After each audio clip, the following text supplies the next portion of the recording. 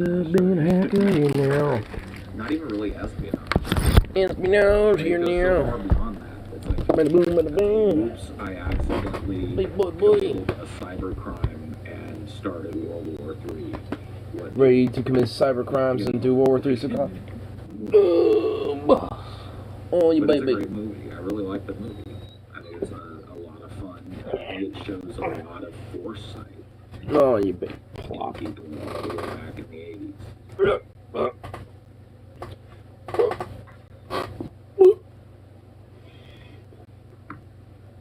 My dad had cyber since work. Who's the big boy? I ever saw him. He hated them because they were so slow and so enjoyed a little walk earlier? mechanical film. Enjoyed a little walk earlier? But again, on the inside, floppy drives, you gotta lock the fucking front door on. Sweet little handsome baby. They're in. Oh, you just want to be on the lap, do you? Like a nostalgia slap. Oh, you just want to be on the lap. I never saw one of those foam cradle interfaces. Oh. You're a sweet buddy, Zuka, aren't you? That's some stuff. He takes the, the sweet little baby. corded phone off the hook. See the messages? Sits in the phone. The messages? Here. What, on the group chat, or, I got tickets? Oh, no, from earlier today? Yeah, no, I saw those. Yeah, I don't know if you, saw me earlier, stream, but I saw him earlier. I was like, oh yeah, I saw those things about the milk tea and all that shit, so that's cool. She was a lot of people's crush. It's postponed again, yeah. She was a crush girl in the 80s. She also played the kid. I don't know if you were mentioning about it on stream earlier, but I remember seeing your comments pass by when I was reacting to whatever the fuck we were looking at earlier. Probably onion nuggets and whatever they were delving into. Is he buddy?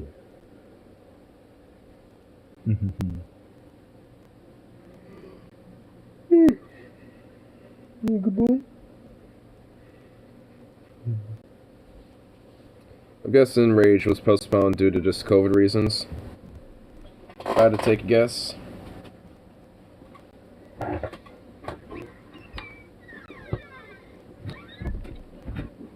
Because Omicron's still spreading like bitch, so.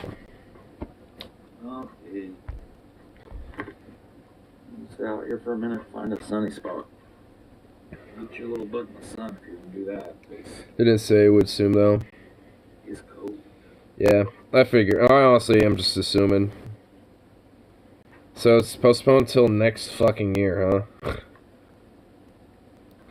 I think they're just waiting to see if there's a year that actually is not going to have a major spike. I think that's what they're thinking about. It's like, how do we avoid having like a massive spike, COVID because of our concerts or something like that. They don't want to be contributors to it. So I can get it though. I guess it just makes those tickets more sought out after though, because they're trying, because people will be buying them hard. Actress in America, like the most recognized. And every time they postpone it, there might be some people that'll just, refund their tickets because they, don't know if they'll be able to go or not. Thus leave options for people to potentially still get to these shows if they are still on sale or still open for purchase. So. He's still alive, though. Who's heard of Emilio Estevez since the 80s or very early 90s? Who? Emilio Estevez? Yeah, he had sounds familiar. And the Mighty Ducks in the 90s, and then just he was just in the Mighty Ducks show. I mean, that's like kind of proves the point. Like, I find it hilarious that there's a Mighty Ducks show, and I find it even more hilarious that I've never heard about it. So that kind of proves the point. Yeah. There was a Mighty Ducks show, apparently, huh? Not the film, but not the show. Good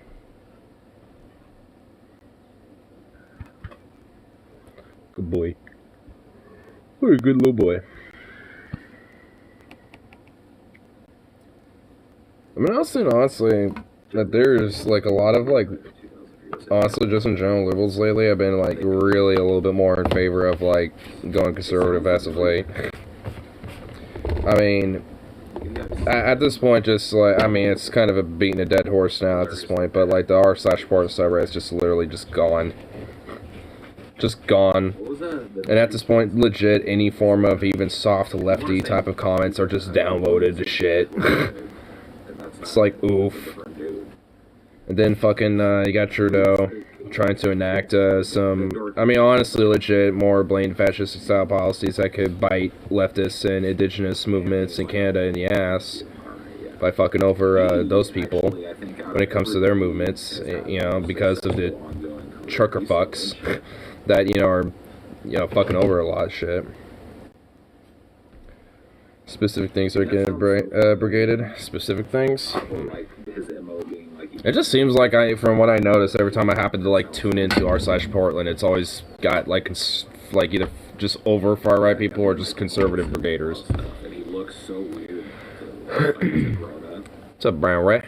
What's up? It's so weird. Schrader posts of all the top comments are in support of the left-wing challenger. Homelessness is getting brigaded hard. Yeah. Homelessness shit for sure. And the transportation shit, yeah. And Joanne Hardesty. Nerdy late teenager / late blooming guy forever. How dare he grow up?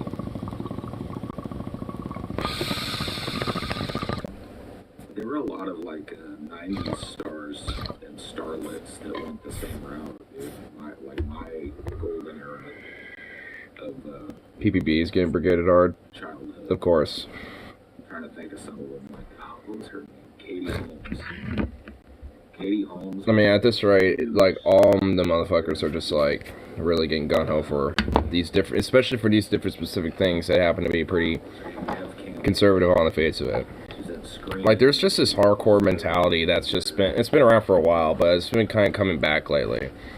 Like, this whole idea of, like, you know, oh, if you just worked hard enough and just, you know, kept, you know, sticking into the cog in the machine and just bust your ass a little more, and you'd, you know, be able to, like, work your way up and shit. But, like, especially now more than ever, which I think is why it's been really been kind of cultural zeitgeist, why it's been coming with a comeback and shit, is because, like, people are aware of the bullshit that they're getting when it comes to the work that they do, so it's like, why would they want to go do it?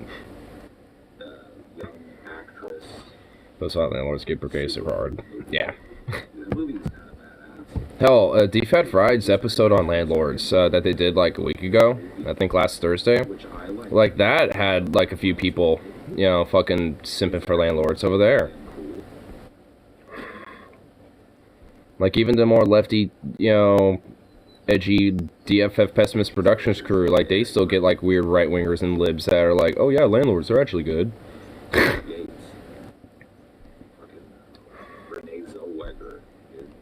These people was just like, it's like, ooh. Devin, ooh. That kid. Final Destination. Some other stuff. Took off. What you doing, buddy? These chicks were the best, dude. I know. Who was the girlfriend? I'll give you a tweet. Oh. Good boy. Catching that shit mid-air, nice.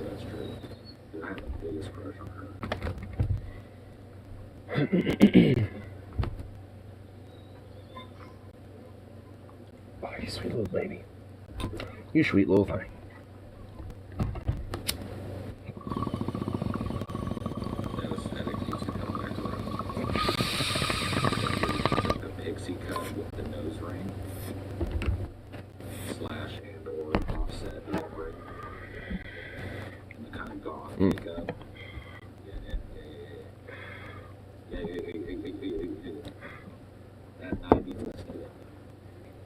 '90s goth aesthetic. It's always fun. Dudes in the '90s. I also wanted to like I really like kind of talk a little more about the old trucker fuck thing too a little bit. At least kind of give some more thoughts on it, because like at this point they definitely need to be cleared the fuck out at this rate because they're getting ridiculous.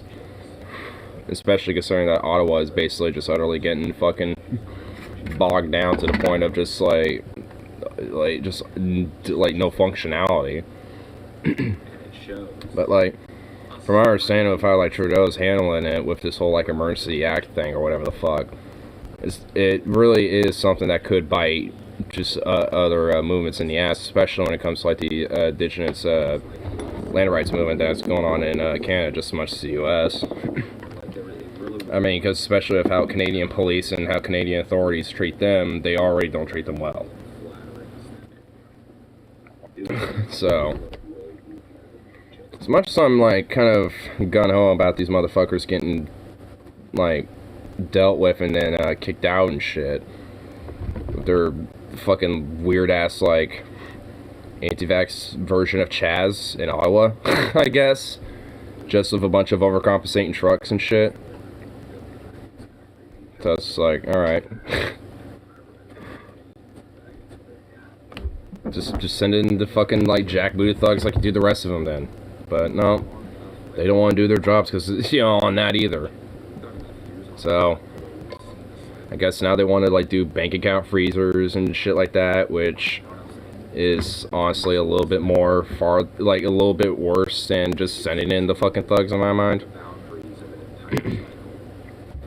Because basically, like the states to say like, oh well, you're inconvenient because you support or are part of these movements, so we're just gonna literally like freeze any and all types of like abilities for you to do commerce and shit. Basically, it's like what?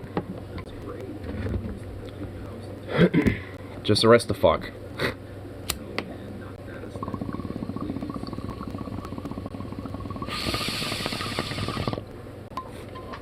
Like, they're all there. You don't need to freeze their fucking accounts.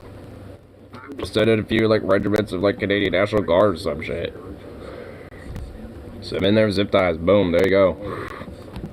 Once they're all zip tied up, then you can fucking, one by one, get the trucks cleared out.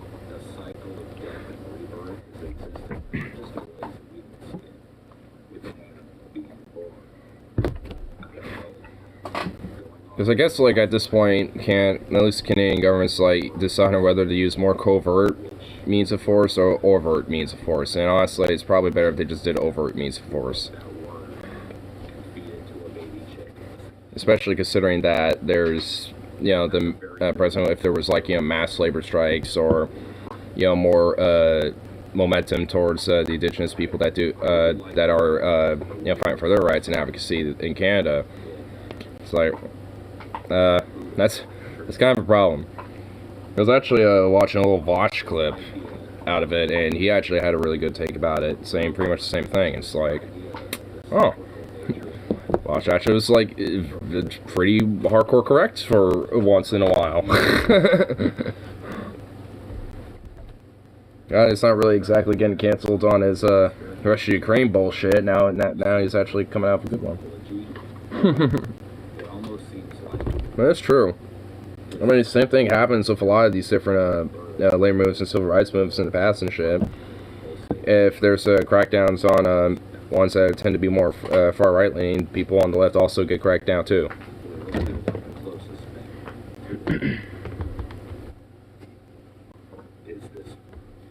Because fundamentally, it's just about making sure that you stay in line with the status quo. And if it's inconvenient for that status quo for a group or a movement to be around, then they'll be dealt with.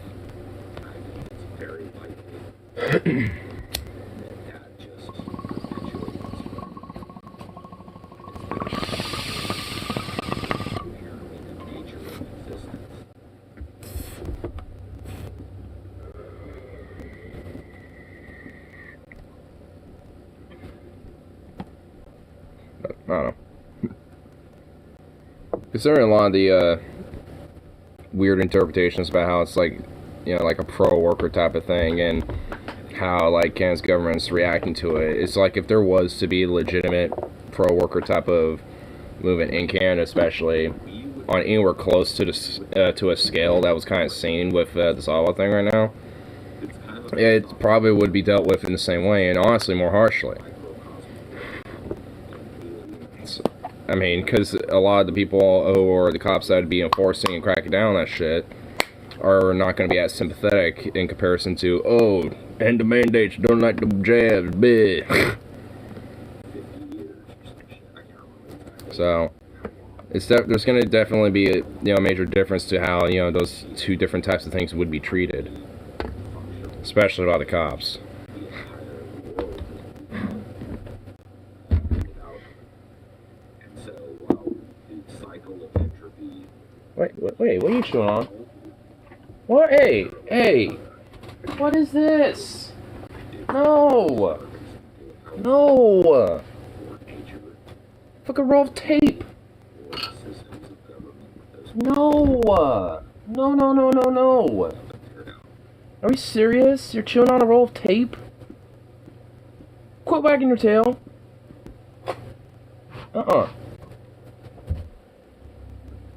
What's wrong with you? Why don't you? Huh? What the hell? Look at you, you fucking little freak. Oh, now you want a little head rub. My God. I mean, there's a reason that there's so much poetry, songwriting, visual imagery around the Fucking little dork. and just Really? You have bones, you got toys, treats, and you go after damn tape. That little aphorism or whatever that you hear is probably used in every corner of this planet. Every I think that human beings always understood this cycle. And if you want to I think that is the way that capitalism and these ever more arcane systems of government layer complexity in our lives that have shaken humanity out of the cycle that it was intended to live within. And that is at the root of a lot of mental illness and a lot of societal ills in general. That I agree with. Don't know why, it's just tuned into. I was going on my own little tangents, but whoa. It's related to mine. It's agreeable. Completely and utterly evolved. I mean, it's honestly why we see a lot of these more weird, like, social movements and shit, like, from QAnon to the anti-vax shit, to even more benign stuff like flat eartherism and shit. And I think that when we look at what's called in the media and referred to just colloquially as the mental health crisis, the root of the mental health crisis is that human beings have strayed so far from their evolutionary purpose. It's not evolutionary purpose, their evolutionary adaptation.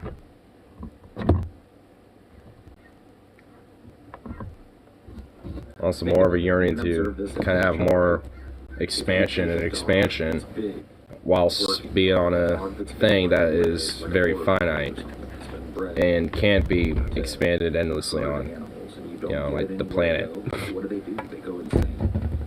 Right? People get these boutique animals because they look pretty, and then they live in a tiny place with them, never exercise them, and then wonder why the dog is fucking completely, absolutely out of its mind. Well, it's because you took an animal that was... I'm not gonna lie, that actually sounds slightly relatable to one of my friends. Him being in an apartment but having two German Shepherd mixed dogs, it's like, yeah. They're definitely gonna go insane, and one of them did. He had, like, insane incestuous fucklust energy.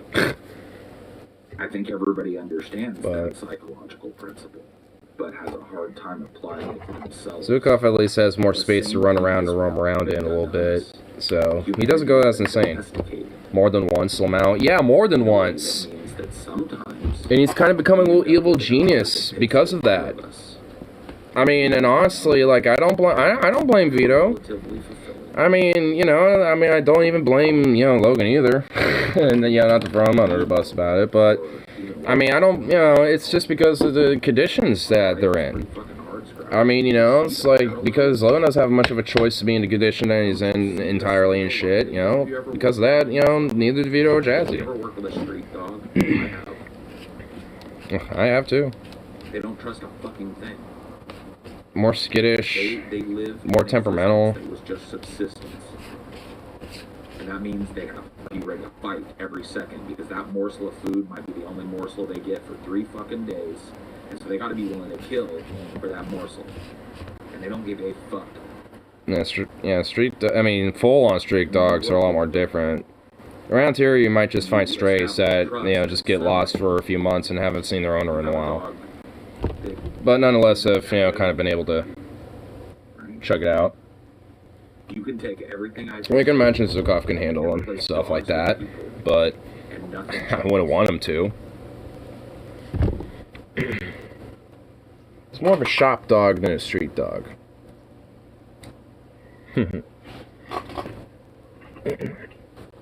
Okay, is this pillow ever been a good idea? Keep sliding out from under me.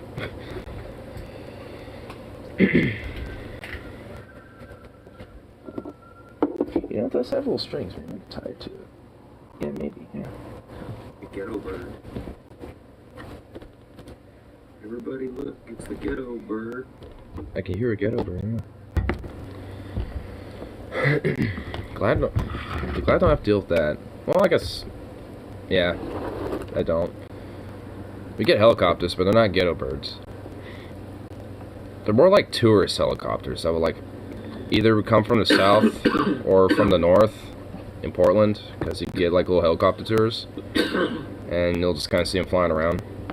They're just like a little Robinson R-22s, just tiny little things.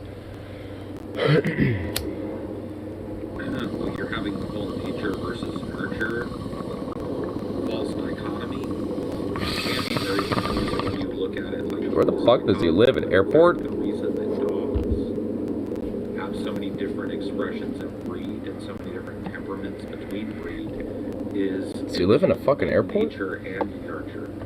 And the same thing is true of human beings. Human beings have an inherent nature.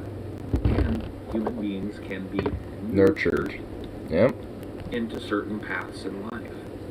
Those things are not mutually There's a nature in us all, but at the same time, it can be nurtured. A lot of people struggle with this. Is it it's a balance. Is it how people are raised, or is it the fact that people were born?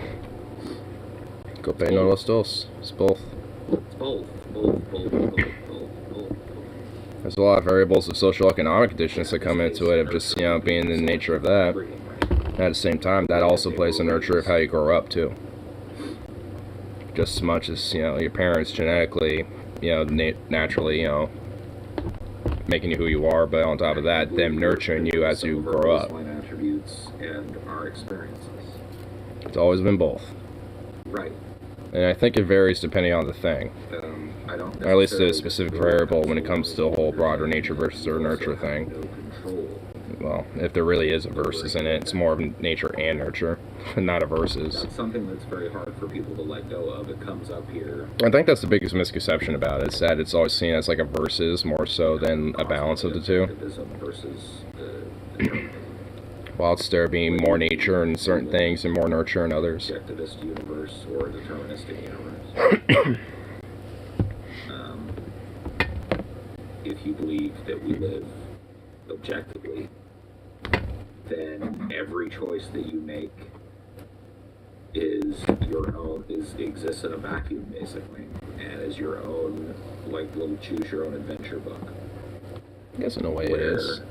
The sum total of that many different choices over. I mean, how you perceive the world around you is your psychology and yours alone. And there's billions of different little psychological interpretations of how that world is. If you live in a deterministic universe, then you know that the fact that you're sitting where you are now making the decision that you're making is the result of an unbroken causal chain that goes back to the first fucking protozoa. That you have absolutely no influence over at all. And so the list of choices that you had in your life, I think that's as much as they felt true too. I think honestly more so. Objective choices. We definitely can make, different choices in our lives, but fundamentally it's based on predetermined outcomes that kind of lead to those different types of choices. like free. going to the restaurant and deciding on what food. It's like you have choices of food, but you were predetermined to go to that restaurant anyway because you're fucking hungry, right? Does he really live in an airport? Oh my god.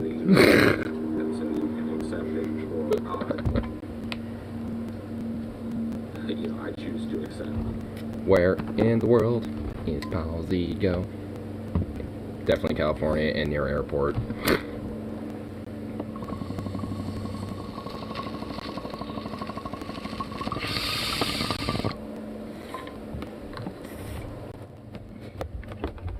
Can I point out what play that is?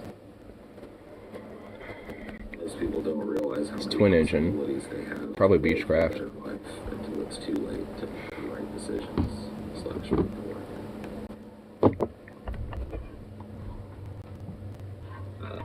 Yeah, that's very chicken soup for the fucking soul shit. I don't know what to say about that. You can't see your puppet strings, but they're there, of course. I mean, not really. It's not a puppet strings thing. I mean, I guess the puppeteer would just be time. Time itself. But even then, it's hard to make an argument for that. I don't even like the It's not idea really of there being a puppeteer. Relationship. There really isn't. Just is. It's more of what I like to call the state of nature. Derek Jensen will call it oftentimes the state of nature. It's one way to put it. And it's referenced Just that way in Ishmael. The universe being is the state of nature. We are I guess different ways to put it. an animal that through millions of years of evolution has developed an incredibly complex psychology. But we are functionally no different from any other animal. Just as a bird. It's kind of why I'm looking at Zukoff a little bit. An entirely.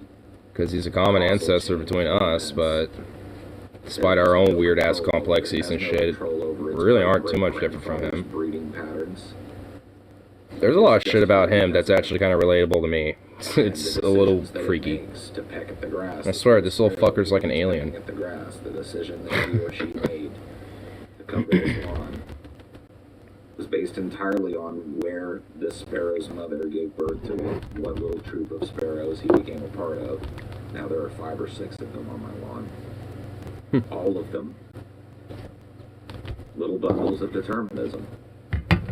We as human beings like to think of ourselves as ascended beyond that. It causes a lot of psychological distress because people want things they can't have. As much as a little bird, if it had the psychological complexity that we did, would want to be a bird that could live in the ocean, if one of these little sparrows was thrown into the ocean, it would die. It would be preyed upon almost immediately. It's not equipped for that. But see, a sparrow doesn't have that. I mean, I don't even think a sparrow could float in water. A sparrow doesn't desire to dive into the ocean. A sparrow doesn't have the desire to push its own limits. A sparrow has the desire to eat and breathe and maintain the cycle, the state of nature. Just kind of continue its little equilibrium and adapt as it needs. Which is kind of how evolution has been, you know, for millions of years now at this point. And to maintain the safety of those genes. And now, like, the adaptation of evolution is now, you know, starting to be based a lot around us and due to our fucking interference with the broader state of nature. Fly away when they feel threatened. To perch when they need to rest. Especially with, like, the mass different ecosystems that have just been consumed away and, you know, resources extracted just for the sake of our own personal needs. Whether how a necessity or just luxurious they may be.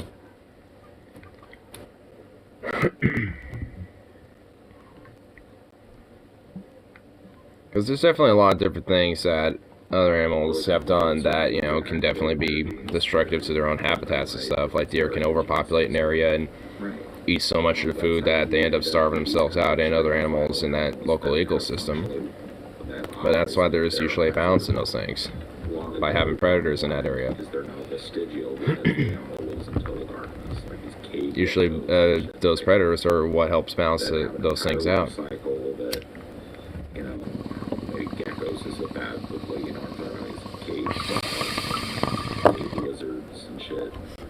that are entirely blind cave fish or deep sea fish. Yeah, deep sea creatures too. It's like so many different deep sea creatures have like eyes, but they're adapted to more or less kind of like see like different shapes or bioluminescence more or less than like actual light, so to speak, or like the actual things that they're necessarily looking at. Solipsism, as I understand it, is believing that you are the center of the universe and that it all exists for you. Solipsism sounds like the most selfish idea ever. The state of nature is the universe and everything is literally me and around me. It's like, oh, God. Literally sounds like peak narcissism. Gross. Doesn't matter who we are, what matters is our plan. Cavefish. So, I wonder what type of different, like, ecosystems, that are unique in cave systems and shit. Especially, like, underwater, too. Like, go deep enough in different cave systems, and there's just, like, these isolated little reservoirs and shit. you don't need to get all worked up. Where the life in there has just kind of stayed reclusive in those little areas and hasn't really left. You mean? That'd be really dope. To really explore those different areas. I bet, like, the deep, like, sea, ocean floors have a lot of those different types of things just kind of waiting to be picked up, discovered. Don't answer the door, huh? That'd be pretty dope. Unless we're expecting somebody. Oh, and Nirgel's a sleepy boy. You're just having a lazy kitty mode right now, aren't you? Yeah. Humans are slaves to our limbic system. This is true of most animals. Our choices are whatever. Oh. You sweet boy.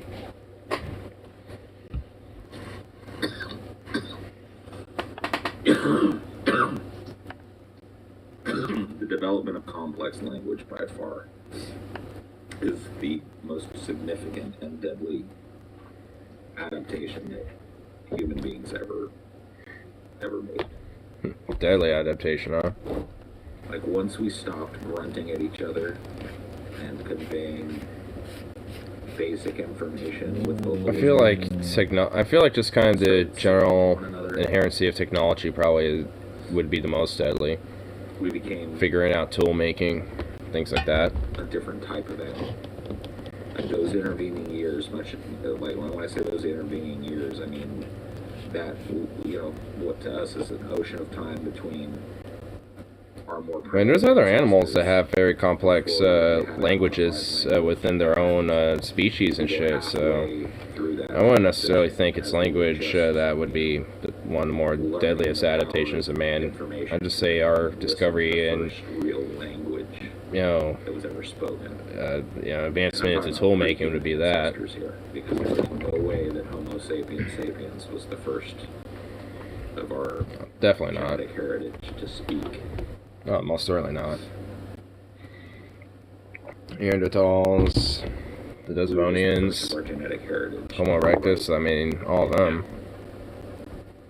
They definitely have, like, some ability and The first to possibilities of speaking. artistic expression. If anything, there's Very honestly complex is genetic likely evidence of that. in Neanderthal. We're not known for huge, expansive, expressive, artistic displays in cave paintings necessarily, but some tribes of them left a profound amount of that type of stuff. Religious artifacts, or what we assume are religious artifacts, or maybe badges of office, and these kind of little fetishes, and animal skulls that were cleaned and kept. The French cave, the cave of forgotten dreams there. Well, that's a really cool cave. I think they rarely let anyone in there just so they can try to keep it preserved as much as possible. I can't recommend you watch it enough. I think you might even be able to get it on YouTube. I don't know. But if you can't, get it how you get it.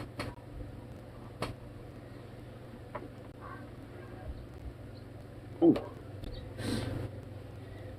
But yeah, you know, basically stumbled on, like a couple of hikers or whatever stumbled on this cave that had recently, opened up after being sealed for generations, like since the beginning of the Ice Age. Damn. And I'd been sealed up in a landslide or something, and then another landslide unsealed part of it, and they found this giant cave complex that is filled with some of the most Wow. moving I mean, I kind of art wasn't sure how it got all ever discovered, seen in but my entire it being discovered basically essentially just being covered by a landslide for so long, but another landslide kind of reopened it. It just some random blokes just were hiking around, were like, oh wow, wow, look at this, we found an interesting thing. Crazy amount of similarity that there is between us and people that are so distant from us we wouldn't even know what to do if we were dropped into their world. Cave people. I mean, they are very much similar to us. I mean, honestly, that's why, like a lot of primates, are also really similar to us in nature. Living with Neanderthal people. Like, a lot of them have a lot of pretty similar social structures to our own, and at least in different forms. They became part of us. So there were long periods of times where we probably lived among them and with them. Oh, definitely. With Neanderthals and Homo sapiens together, certainly. During those times, not a lot of the art that was made Like, there's a lot of back and forth with that, including the whole, like, rape and pillaging aspect of things when it came to Neanderthals and Homo sapiens. But there was a lot of coexistence and trade, too. Ever thought it could. We're talking about art that has a clear understanding of both representation and aesthetic. It'd be pretty cool to actually see, like, one of those, like, intermingled tribes and probably have, like, a few dire wolves they've tamed or some shit. Like a blended Neanderthal and Homo sapiens just kind of roaming, like, the French plains or some shit. Have, like, a war band of dogs or something with them. And vice versa. That'd be pretty, like, legit to look at. Like, literally different species of humans kind of chilling and vibing, coexisting. With a bunch of ancient war dogs. I guess it'd just be wolves at that point, but...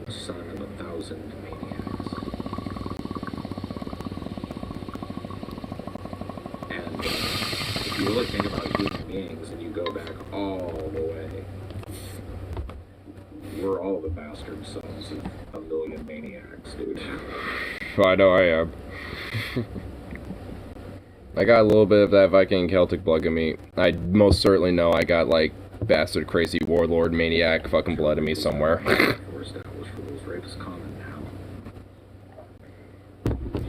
I know there's, like, a distant relation between me and Richard XII of England. Very distant, as it is.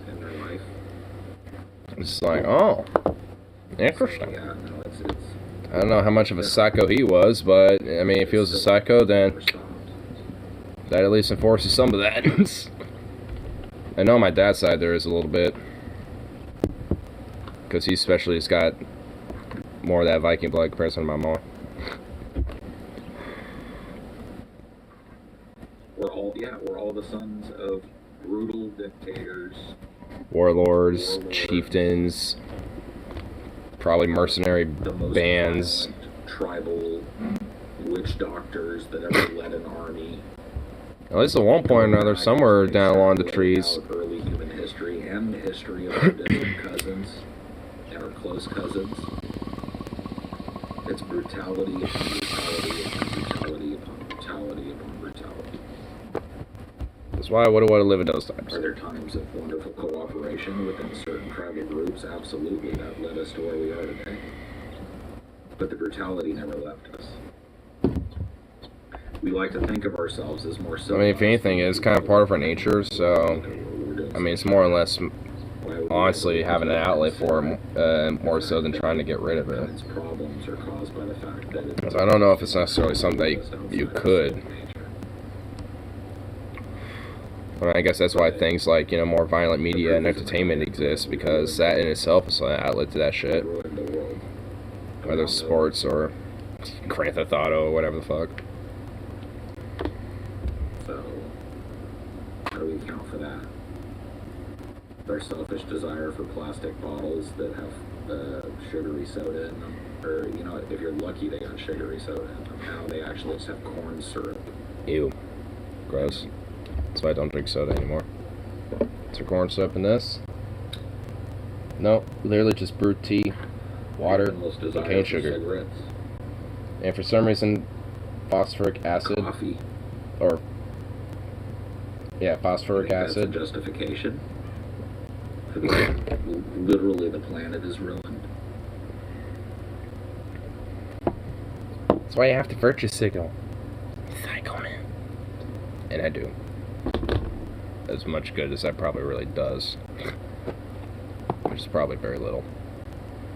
Like a lot of the bottles that actually do get resold to the US, they end up being sold and kind of repackaged or re-commercialized to go to other places overseas and shit. And they don't have the same like recycling procedures that we do necessarily, so they throw it all in the trash.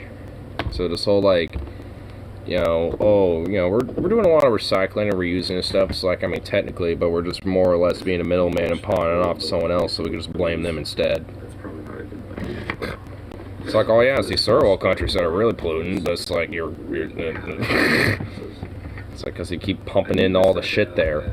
Like get on some kind of like routine medication or whatever, but I just hate the way they make me feel, man. I hate that. I mean, it's just like, come on. That you get with a lot of those. I mean, if you're like, you know, pumping a bunch of plastic bottles that are being redistributed over there, being reused and shit, But it has the opposite. and they don't have the same type of resources or industry to recycle those as well, they're just going to throw it away in their landfills, and then eventually they just get, you know, dumped off in the oceans and shit, or just in their streets. Usually these places don't have the infrastructure to deal with any of these other, you know, means of dirtiness and uncleanliness and sanitariness in general. Like there's a place in India where like pretty much the entire river is like toxic as fuck, and a lot of the local different governments really won't do anything about it because a lot of the local people see it as like some sort of like holy like river or something like some sort of religious like sacred river or whatever the fuck, so they're like, don't touch it, even though they literally trash it to shit. So it's like, I mean, I think we can probably touch it at this point. You've literally have shat it and trashed it, literally. Like, so much for being a holy site, then.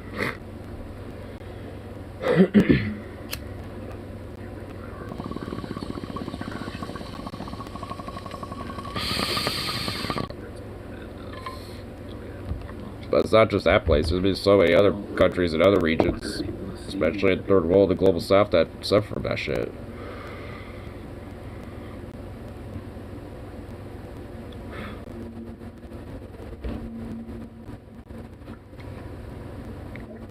One of the craziest, most dystopian things that will ever exist is going to a big Drink Puerto Rican coffee. That sounds pretty good.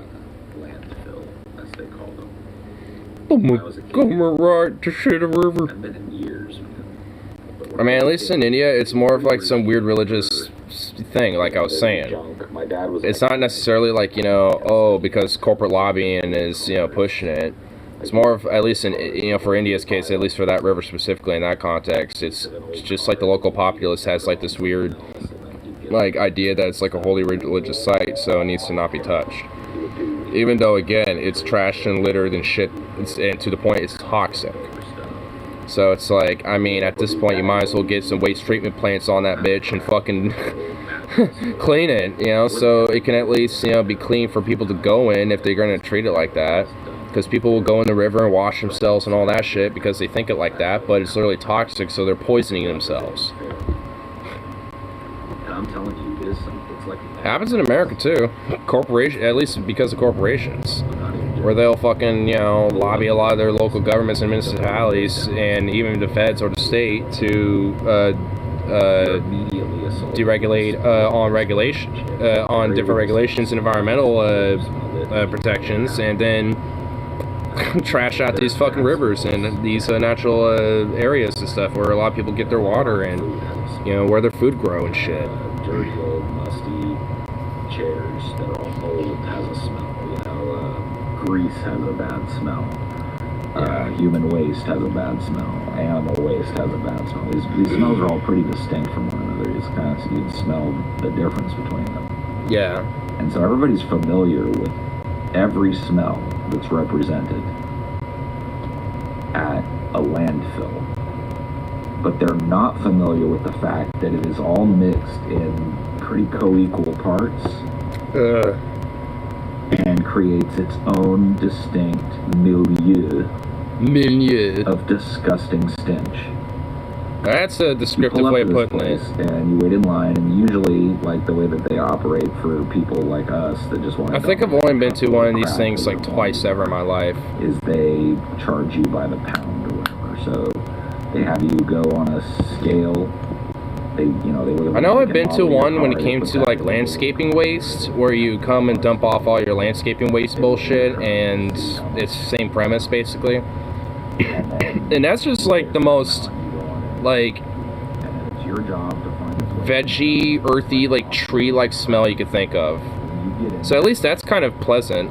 It's Mad Max Beyond Thunderdome, but even worse. It's literally the saddest thing you'll ever fucking see. Oh, landfills. It's all the way to the horizon, it's garbage. Ooh. It's garbage as far as the eye can see. Literal mountains and sand dunes of garbage. It's like the ultimate perversion of nature. It has its own ecosystem. There are animals feeding on it. Oh. There are people picking through it. You know, there are people that pay to get into the dump, not to dump things, but to like drive around it and look for crap that people have thrown away. There are people picking through it. There's like steam coming out of it, and all overshadowed by this horrible stench that can. Did I tell you about Seattle described Beach as was the worst stench smell of ever? humanity. Oh god. The smell of our industry, the smell of our offal, the smell of the outcroppings of our bodies and our brains and our fucking time is all just mixed And just congealed. There are these huge tractors pushing mounds of this crap around and creating pits in it so that it can be, you know, more tightly compacted into the ground. And all of it, and I can't understate this, draped in this absolute stench. Ugh. The smell of human. The distilled smell of all of our funk. The extract of humanity. All of the crap. The unfiltered, extracted scent of humanity. Packaging we throw away with all the juices in it. And all the rags that we do things with and throw in the garbage can. And all the things we just put in the can. It just... And put on the curb and don't think about. That's where it goes. And if you've never the north side of Discovery Park Beach, it smells like a combination of Dutch oil, bleach, fish, and shit. Oh my fucking god, that sounds gnarly. Nothing like a landfill, though. All the time, and I probably went like 10 times to Fairmead when I was a kid. Fairmead landfill, dude. Oh my god. Of my life. And then I hold on to those memories, the little ones that I have. Because, man, once you have smelled that smell, you can't unsmell it. Oh god. If I smelled it immediately, I would know what it was. Just the unfiltered scent of humanity. Christ. I mean, it sounds like what Discovery Park Beach is. It's just like the unfiltered scent of humanity just condensed into like a little area. Something for myself here, that'll work. It's like, Christ, man. The things we do to our environment, you know, just for the sake of our mass expansionism of ourselves. I love that the dump has a name like Fairmead. Fairmead, dude. What a name. It's called like Gehenna or like the Gates of Tartaros. The Gates of Tartaros, the landfill. Going out to Fairmead. Gates of Tartaros, landfill number 86. Like, man, I gotta find out where there's Fairmead is at. Everybody's always going. Sounds wonderful. Gotta go out to Fairmead, bro. Gotta go out again today. What's up about that Fairmead? Can I join you? Oh yeah, sure. Shows up to Fairmead. Wait, why we're at a landfill? Well, I had to go to Fairmead. Why do you think I have a bunch of trash in my black and trunk? It's the cost, really. That's why it's a nightmare. Because what you're looking at in and it was just immediately apparent to me what it was as a kid. Maybe it didn't have the weight that it does now, but those memories have really fed this idea of everything around me, man. Everything, every bit of it, no matter where I'm living, no matter what I am, no matter what I'm doing, has such a cost. Yeah, and if you there's always a cost to it. The fair mead. Honestly, that's why I, really, at least, do what I can personally. That's just your local area. Things like landfills, really kind of show the true cost of shit like that. Go to your local dump and see what your region. I mean, it doesn't even have to be the local one. You could just, see where it all happens internationally on a global scale, where there's literally, towns that are basically built on fucking trash and shit. Where the, modern world just dumps all of it. And these people basically make us whatever pittance of a living they can off the shit that we dump.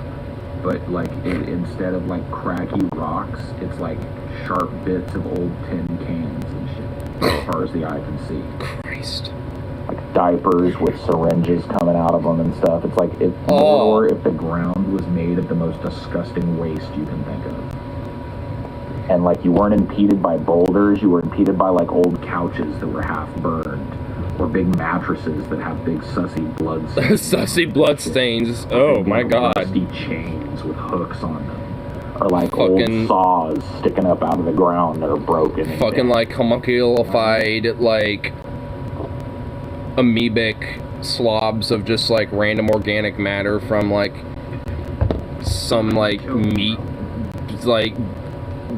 recall and shit, and you just have a big dump of amoebic, just husk of meat, just amoebically forming some sort of mega bacterial colony civilization. Becoming the blob. So standard Motel 6 experience. Yeah, pretty much. Something that, not even hotel hell could even comprehend and understand. Civilization is just a big dump. No. Yeah.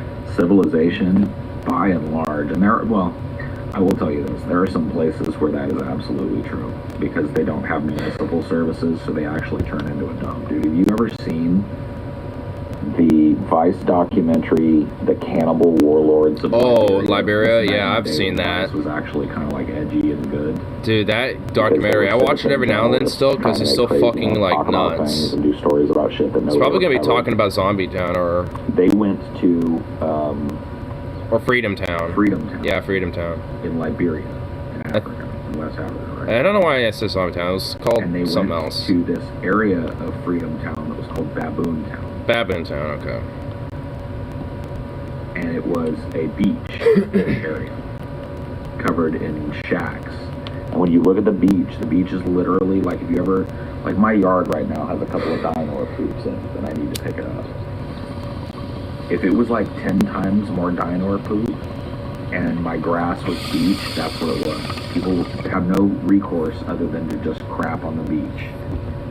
Jeez. Or crap in the water, and it just washes up on the beach. There was no plumbing, there was no garbage service, so there were just mounds of garbage laying around in the town, kids playing in it. Ugh. Literal, functional anarchy. There's a sex trade going on, there's a drug trade going on, there are little kids running around. Probably warlords still, who have child soldiers and shit that are, profiting off of this sex trafficking and shit. Oh my. And that's also America's fucking colony, by the way. There's a reason why Liberia's flag looks kind of similar to ours.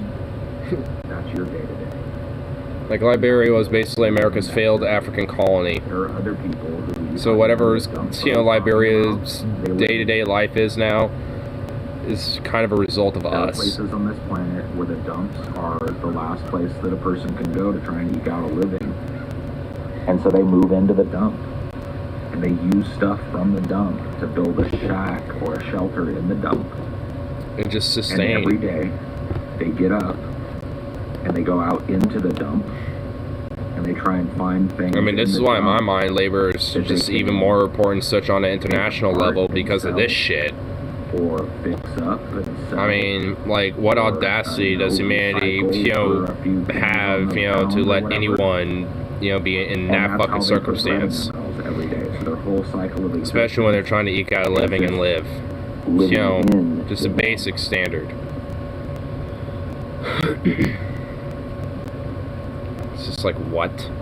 That place that I just described, with the smell that never stops.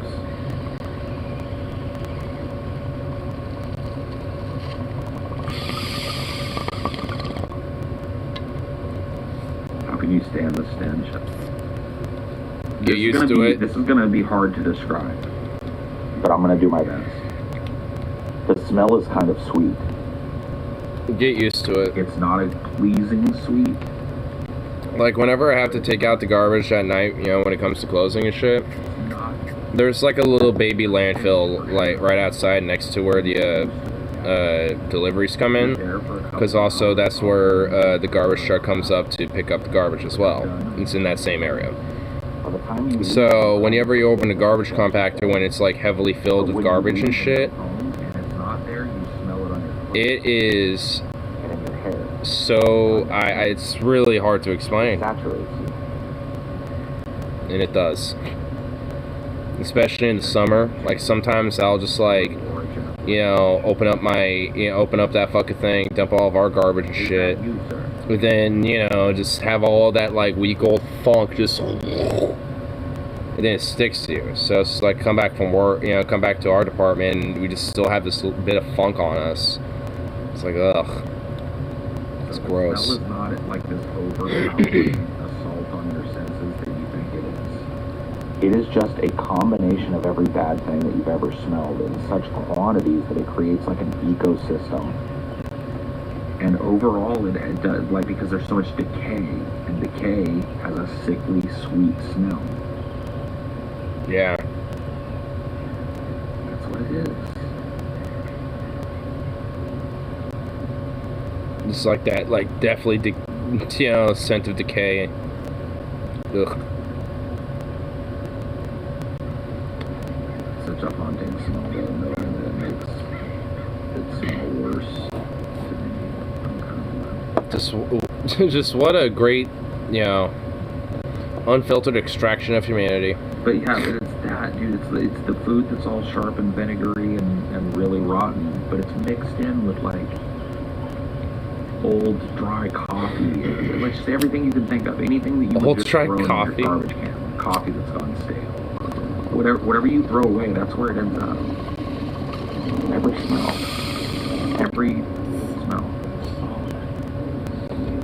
Helly raunchy, holy socks, moldy food,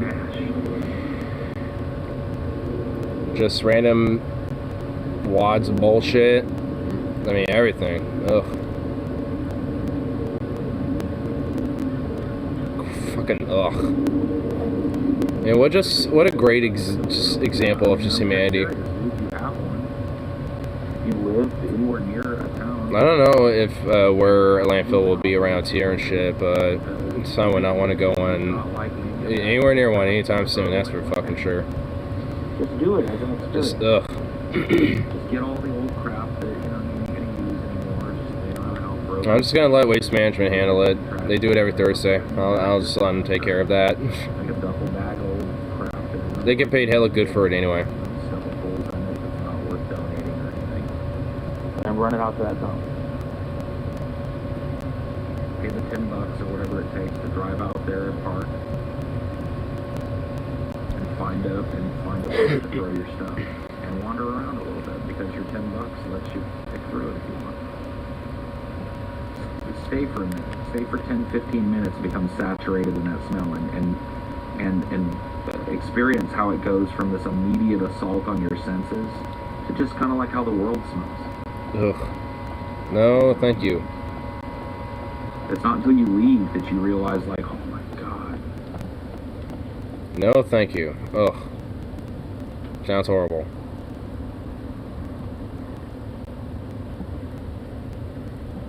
Oof.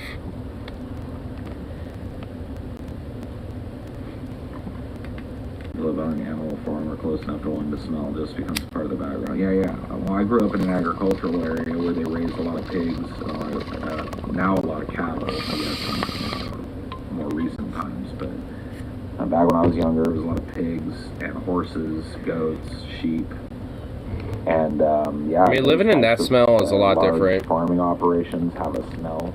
I mean, honestly, those type of smells are, at least for me, more tolerable because it's kind of more of just this natural, earthy smell stuff. You know what I mean? It kind of becomes part of your background radiation, especially if you live out in the country and within. Yeah, I mean, honestly, the worst thing is mainly just like the manure and stuff like that. Like, that's really the worst smell out of everything when it comes to that shit.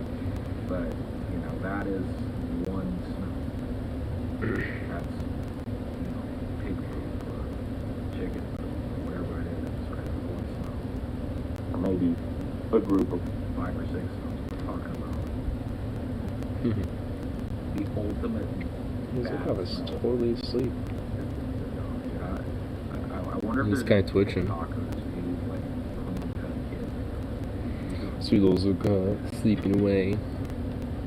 Doing little ear twitches and stuff. Oh, you stretching? You stretchy boy, you stretching? We're gonna drive our Rolls Royce and go away this guy.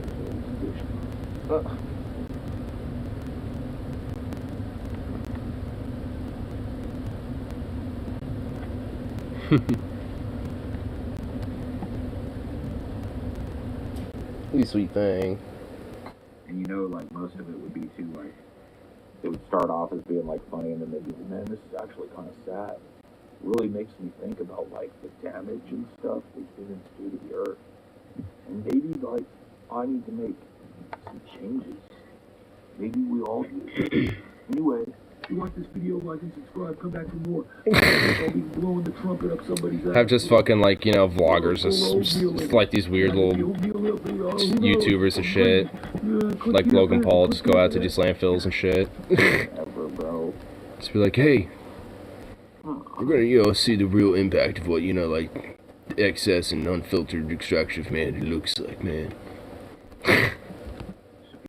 But anyway, like that video, bro.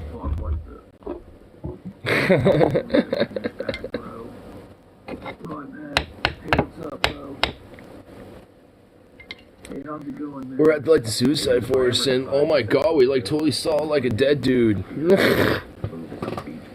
It's like, oh my god, I hate those type of fucking vlogging motherfuckers. What's your story? Oh man, I was a surfer for a long time. Bucked my knee on a wicked pressure. You know, so I haven't been able to do that, but I can't be away from the ocean, you know, so kind of do what I can here, live on disability, and like, you know, everything to be near the old ocean, you know, I go every morning, I spend every night out there, so I have to sleep, you know, I was the guy, you sweet boy. I used to watch a lot of TV and stuff, man, like now my TV, You're just a sweet boy, yes you is, yeah, look at you. You're so sweet. Just a sweet thing. Believe you're a surfer, Paul. Dude, if I told him I was an old, like, I'm fucking old. I'm 42, so you're telling me I could not pass off a lie that, like, yeah, I was a surfer.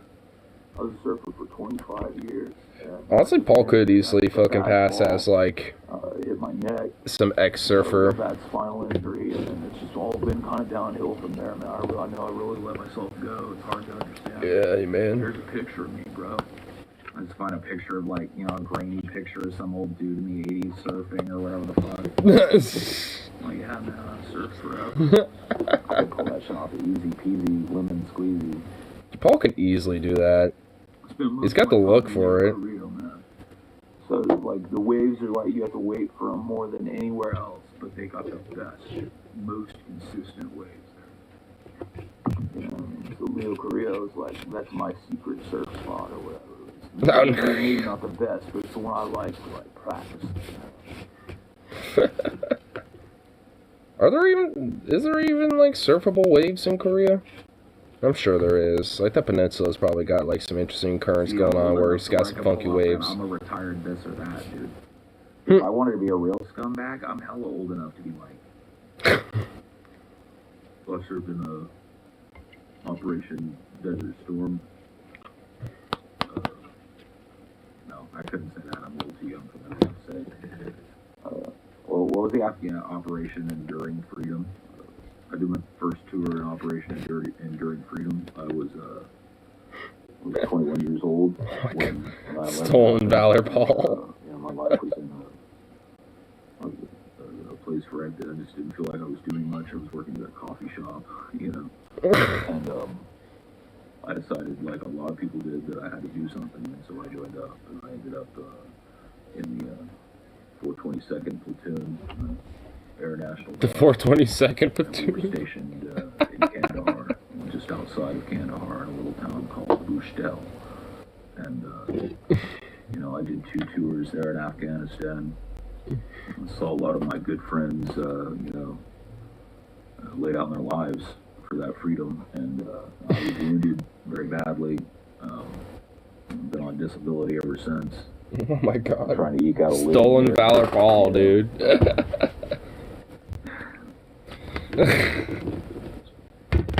Damn.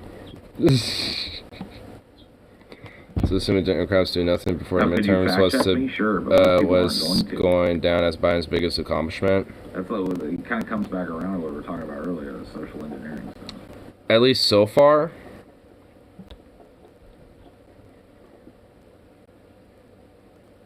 Well, it's interesting. I've had a lot of. I don't even know. But for me, it was actually a mishandled gas canister. Probably 35 gas rocket grenades, and a soldier had left one sitting out in the bacon. Probably the child task credit, but that's just like a meh. Into my grenade, and it backfired on me and blew a hole in my side here, and did a lot of damage to this left arm. And so, I was immediately wounded by that. It's something that happens. You don't expect to be wounded by your own weapons, but it happens more often than you think. How do you know? It almost feels different. Temporary program that already expired, hardly an accomplishment. That's kind of what I mean. There's like really hardly anything. I'm struggling to think of one. The Pause Act, probably.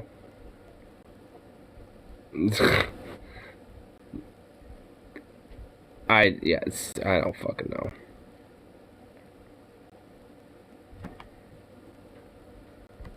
Like, yeah, let's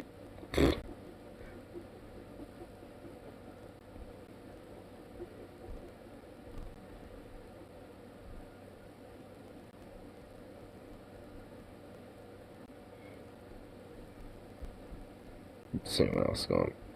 Because, like, honestly, like, I really am, like, struggling to think of anything right now, at least as it stands. Because outside of the whole, like, state reality of, like, Russia through the whole Ukraine fucking shit, it seems like you're trying to use that as a way to be like, hey, let's double up some fears, so it looks like we're doing something by sticking up to another country. That's right, Jack. I mean, it just feels more like that more so than anything else. So, I feel like they're going to try to use that as, like, some sort of accomplishment, despite it not really being one. Which I don't even think would work anyway.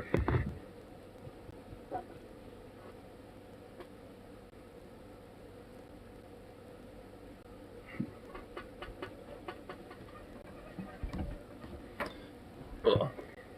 I kind of want to stretch my feet, but I can't because Zukop's here. Yeah, I'm gonna try to do it. Ugh. You don't need to move. You don't need to do nothing.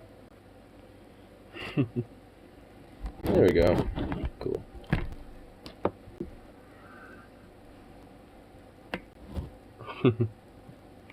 Sweet baby. Lindsey Graham is very horny for war. Oh, giggity. Well, the media and political establishment in this country, unsurprisingly, is still horny for war with Russia, but nobody in this country gets their rocks off more at the thought of death and destruction than Republican psychopath Lindsey Graham, who on national television said what they're all probably thinking in D.C. What do you make of this overall strategy we're seeing from the administration, releasing this intelligence about possible invasions, saying imminent invasions, saying maybe there'll be a false flag operation? Do you think that maybe has been effective in pushing Putin back? I don't know. That's a really good question. I don't want to ring alarm bell as much as take action. They're telling us the invasion is imminent, but they're not telling Putin with clarity what happens if you invade. He should be punished now. What I can't get over is that the world is allowing him to do all this without consequence. The guy took the Crimea in 2014. He's got 100,000 troops amassed on the Ukrainian border, and he's paying no price at all. So I'd like to hit him now for the provocation and have sanctions spelled out very clearly what happens to the ruble and his oil and gas economy. I think that's what's missing. We're talking way too much and we're doing too little. Well, let's see what happens this week, Senator. We're doing too little by not bombing the fucking shit out of them, basically. And sending actual troops, over to the Ukrainian borders, to start really, getting ready for war. It's like, oh my god, what a fucking warmongering parasitical fucking shit. It's like, man, honestly, why can't there be, of course, honestly, not thinking about it, they would never do it, but, like, why can't there be a law where it's, like, people like Lindsey Graham and fucking, like, these warmongers and shit that, go on TV and just preach war all the goddamn day, basically. Like, there needs to be a law where they are essentially the first one on the front lines and basically, like, the first boots on the ground type of shit. It's like, oh, you're claiming for war so much? Alright. Here's a fucking, flak jacket, steel helm, and a goddamn fucking, firearm here, buddy. You can go out there and see how much you're going to be gun ho for it in the end. When you're, like, literally the first boots on the ground, bitch. Storming like it's Normandy, baby. Since you've been on the program. So this is our first chance since the January 6th riots to ask about your relationship with President Trump and his leadership of the Republican Party. Isn't it interesting how George Stephanopoulos just moved on, didn't ask for clarification? If I were in that position, I would push him to clarify what he means. Senator, you said hit him now for the provocation. What do you mean by that specifically? You cited sanctions, so are you saying that we do sanctions now before he invades Ukraine, and then we make it very clear that we'll go to war with him if he does indeed invade? What are you saying? Because you're talking about this very flippantly when this is a serious issue, and you are in a position of power. So what you say currently, it makes a difference, and yet you're just casually talking about us needing to do less talk and more action. I mean, our media is so conditioned to support war, support whatever the State Department says and wants, that these even to the point where there's even some lefties are clamoring for it. Like, I see a lot of lefties and a lot of, progressives, quote-unquote, and like that. It will basically be like, oh, hey, it's like, we need to send, us as the United States, government, and us as the imperialistic power need to send military weapons and aid and, troops on the ground to Ukraine and, help clamor them to, join NATO and stuff, while, we, really crap down on Russia even harder and harder as a superpower and imperialistic state. And it's like, It's like, so basically, go for one imperial state power because we don't like another imperial state power. And then we're going to cream on other, lefties and progressives and shit because they happen to be, against the imperialist state power they live under and shit. And be critical of, the imperialistic state power of Russia and shit. But I guess not enough. Because I guess you're just strictly an anti-American leftist, so literally anything that isn't, American is good. Ugh. I'm going to have a very tribalistic mentality about it. It sounded like a United States senator just called for war with Russia, not necessarily explicitly, but he hinted at it. He wants more aggression. So how do you just move on to the next question after that?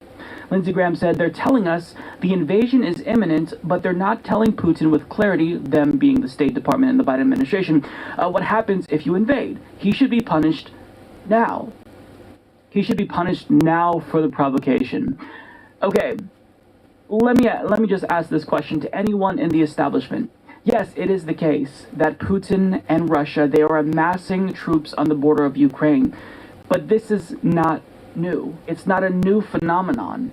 So why is it that this time it's a little bit more than geopolitical posturing, which is common globally speaking? I mean, when it comes to the United States and South Korea, whenever North Korea does regular nuclear weapons tests, we respond by doing war games near their border. We casually fly into Iranian airspace, allegedly, but then when Iran shoots down our drone because they likely see that as an act of aggression, well, we denied that we invaded their airspace in the first place, and then we subsequently accuse them of increasing aggression. So, I mean, a huge portion of international politics is theatric, and when Ukraine tells us that they're not fearing an imminent invasion from Russia, forgive me for being a little bit skeptical considering our government has lied to us before with respect to the question as to whether or not another country poses a threat. By the way, Yeah, seriously. I mean, also on top of that, like, there's been things been polls and data done on, like, at least for a lot of the people in Crimea specifically, about, like, how they feel of, you know, the annexation. And because, like, a majority of them happen to also be, like, you know, like the minority of Russian ethnic group of Ukraine shit, they don't really care too much. Like, there's been more or less support for it just because they see it as just like, oh, well, you know, so, like, I guess, like, yeah, Russia's, you know, like, coming back for us, I guess, okay. Where, it, you know, like, historically, Russia has always had that region as a part of the, you know, their access to the Black Sea and shit when it comes to trade. I mean, it's like, it's just all geopolitical bullshit. Like, this all really fundamentally is when it comes to, you know, when it comes to what they're doing. Like, I mean, that's why all this same, you know, shit when it comes to, like, the troop movements and shit. Especially when it comes to Russians doing that on their own fucking soil. It's nowhere near as costly in comparison to NATO fucking doing, like, you know, sending equipment and lethal aid and fucking exacerbating the issue in the first place. I mean, it's like the same type of fucking war games. It's just like, this is just Russia's version of doing it. WMDs in Iraq, and yet we're still in Iraq like they're somehow unique till in this day. So I'm sorry, I'm gonna need more than the State Department's word that another country is planning to do something, because that hasn't gone very well for us in the past when we just took the U.S. government at their word. So explain to us, why should we believe that the troop buildup this time is different than previous years when Russia put troops on the border? How is this not just more posturing? Why is it necessary that we escalate tensions currently? Now, to be fair, not everyone is trying to escalate. The Biden administration has kind of walked a fine line. They've been escalating tensions, making threats, but at the same time, they are having talks with Russia and Vladimir Putin, which is important.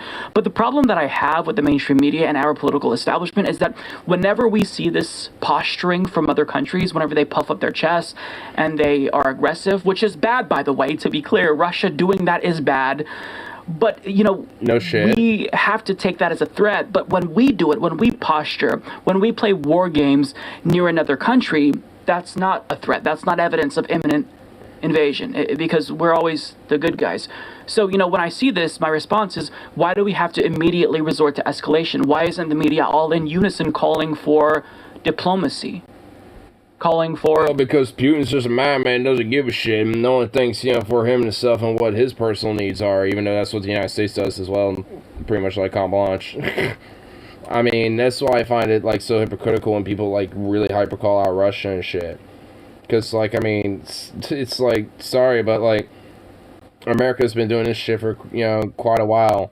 And especially on the national stage, it's been doing it even more so.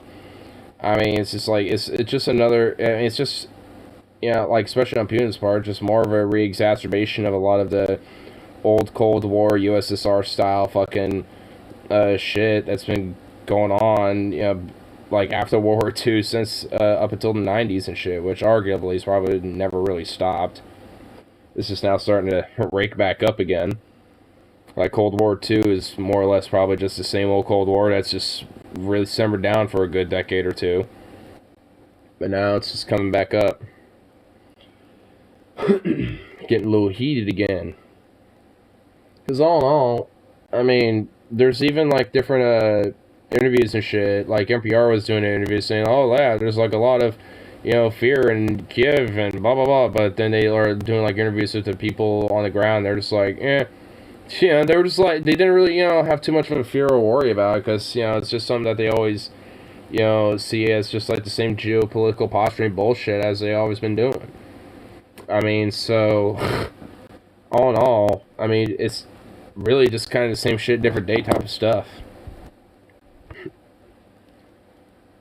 While at the same time, Whenever there's a situation like this, getting people desensitized to the idea for when it really does happen. And if it's not because a country poses a threat, then the media will try to pull on your heartstrings and say, well, it's a humanitarian crisis and we can't stand idly by while this happens. Meanwhile, you know, there is no war for purposes of humanitarian reasons.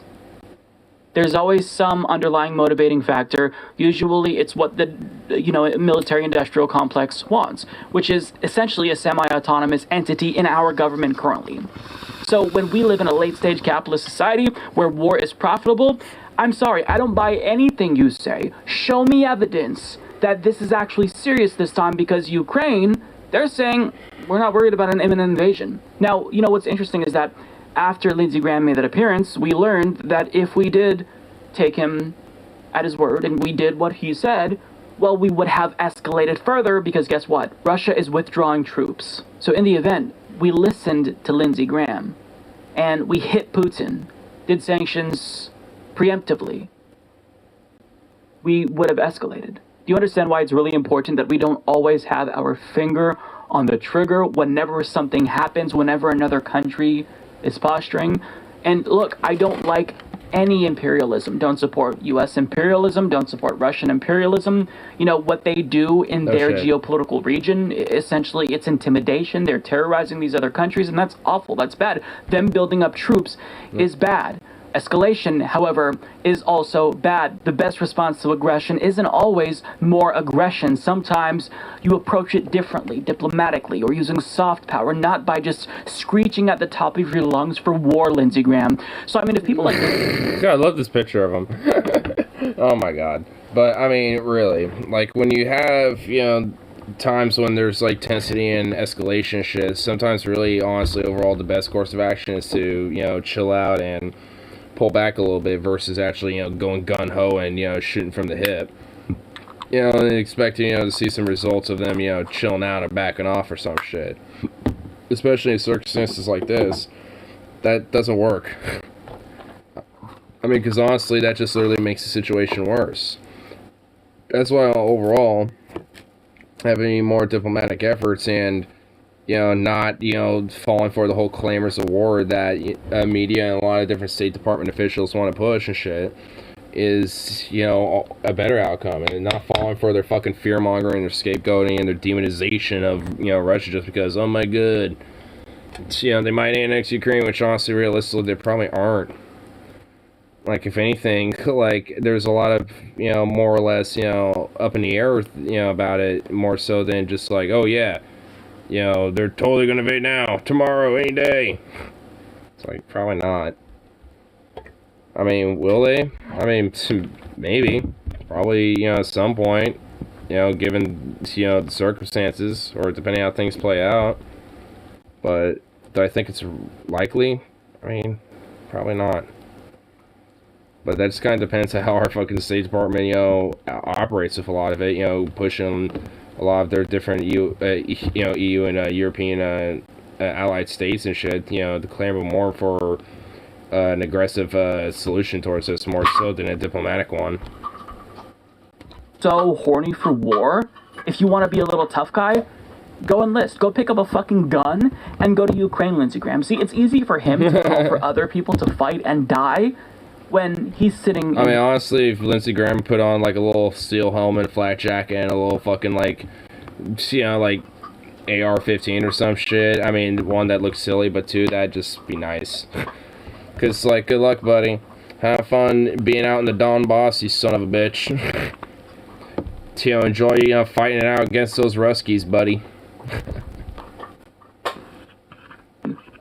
When he's just hanging out, doesn't really have to be bothered by it. Yeah, we should be tough. Okay, you be tough. Go to Russia or go to Ukraine. Go fight. You want to? I mean, it's honestly so easy for these cocksuckers and these motherfuckers to say it because they never have to see the front lines or the field of combat ever in their goddamn life. They never have to see any of this, for as long as they live.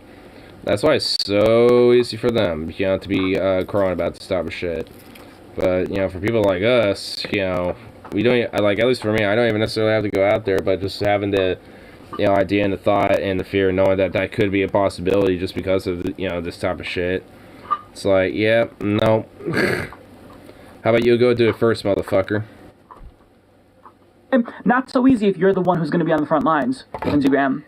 Now, Sam Sachs made an excellent point about this on Twitter. He said, "I'm sorry, but I just can't buy the claim that Putin was about to start a generational war that would have come at great cost to his nation and likely toppled his government because he's a suicidal nut, but decided not to do it at the last second because the United States said don't. This isn't to let Russia off the hook for the shit it's been doing in Ukraine since 2014 and the recent show of force, but no one ever made a good argument for how Russia benefits from a disaster war and instead just ran with the State Department's caricature that Putin is a madman. I think the more interesting question is, did the U.S. State Department actually believe Putin would start an incredibly reckless war of regime change and occupation in Ukraine? Did it really think that? And if not, then what game has it been playing the last few weeks and months? Exactly. Sorry, but after you lied to your entire country about Iraq having weapons of mass destruction, we never trust you ever again. What's the saying? Fool me once, shame on me. What's the second part, W? Can you help me out? There's an old saying. Fool me twice. I know it's in Texas, probably you can't get Tennessee. fooled again. Fool me once. Shame on you. Fool me twice again. That's right. Can't get fooled again. So, feel me, you can't get fooled again. I am not just going to instinctively opt for more aggression and escalation whenever we see other countries doing posturing that is very... I mean, like, the Who song must have, popped in his head when he was trying to think of that. Fool me, you can't get fooled again. It's like, that's not how it goes, bud. But yeah, because especially with the fucking lies and shit that they're perpetuating to try to get the Iraq war started, like, one thing is that they, fabricated this idea that they had, chemical plants in these, semi-trucks that, at night will reconfigure into these, chemical manufacturing weapons plants or some shit, and have, these stealth bombers and shit that can, fly low on the, near the ocean floor and fucking, nuke place in New York or whatever the fuck, just some weird fucking insane crazy shit that were just overt fucking lies. And yet, we're all justifications to get us into the Iraq war. But it's just like, yeah, when we have a history, especially a recent history, doing shit like that, yeah. Forgive me for being skeptical, being, gung-ho for, this whole Russia-Ukraine thing and, wanting to real clamp down on hard.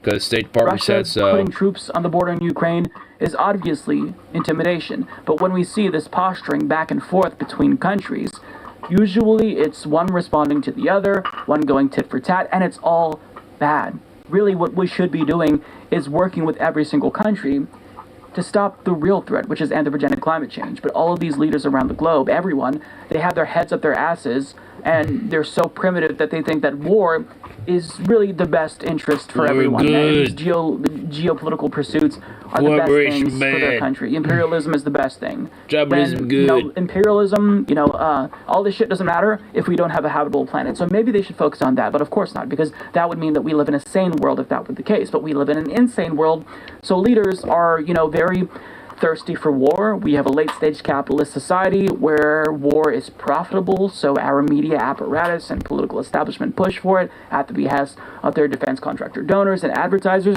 And this is why whenever we see a flare-up with Iran, with Russia, Venezuela, there's always this fear that, oh my God, will this be the time when they invade again? Sorry, you're going to have to provide me with more evidence. And even if you prove to me that another country is a threat, then you're going to have to give us a very good justification as to why all-out war is necessary. I mean, honestly, for real. There's... Especially for a country that,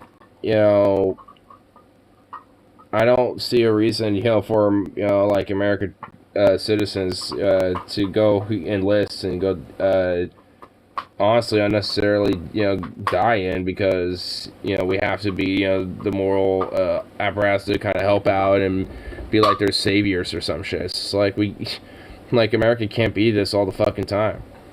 Like all in all, I mean, it's more less kind of like a European based type of issue and shit. Like, I mean, if like the UK, Germany, fucking France, or all these other countries want to pitch in and help, I mean, sure. I don't mind the U.S. sending, like, medicine and food,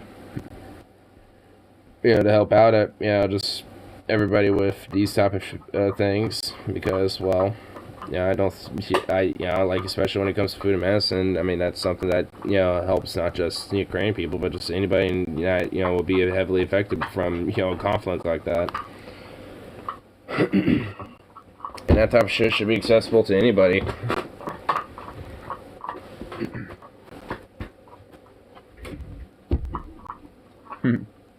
Sweet little dog. You just sweet little doge. You need to get bigger. You need to plump up more. Sweet little thing.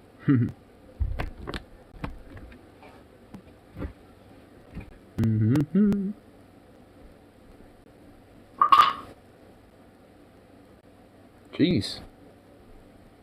Jeez, bro.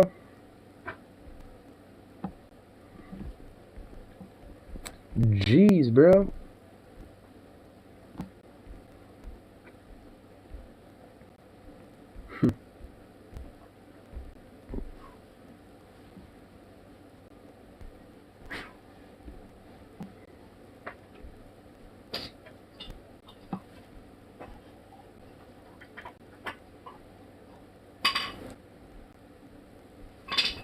Man, the Rational National has been posting a lot about this whole Canadian convoy shit.